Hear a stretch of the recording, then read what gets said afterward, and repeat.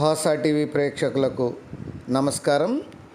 కనిగిరి పట్టణాన్ని చెత్తరహిత పట్టణంగా తీర్చిదిద్దాల్సిన బాధ్యత ప్రతి ఒక్కరిపై ఉందని కనిగిరి మున్సిపల్ చైర్మన్ షేక్ అబ్దుల్ గఫార్ అన్నారు. మంగళవారం 9వ వార్డు బోయపాలెంలో చైర్మన్, కమిషనర్ డివిఎస్ నారాయణరావులు పర్యటించారు. ఈ సందర్భంగా చైర్మన్ అబ్దుల్ గఫార్ మాట్లాడుతూ ఆంధ్రప్రదేశ్ ప్రభుత్వం ప్రతిష్టాత్మకంగా చేపట్టిన క్లాబ్ లేదా క్లీన్ ఆంధ్రప్రదేశ్ కార్యక్రమాన్ని విజయవంతం చేయాలన్నారు. ఇంట్లో నుంచి వచ్చిన చెత్తను తడి, పొడి చెత్తగా వేరు చేసి తడి చెత్తను గ్రీన్ డబ్బాలో, పొడి చెత్తను బ్లూ డబ్బాలో, ప్రమాదకరమైన చెత్తను ఎర్ర డబ్బాలో వేయాలన్నారు.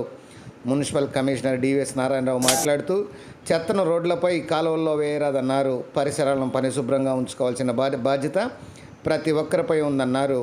పారిశుద్ధ్యంపై మరియు కరోనాపై ఈ సందర్భంగా ప్రజలకు అవగాహన కల్పించారు.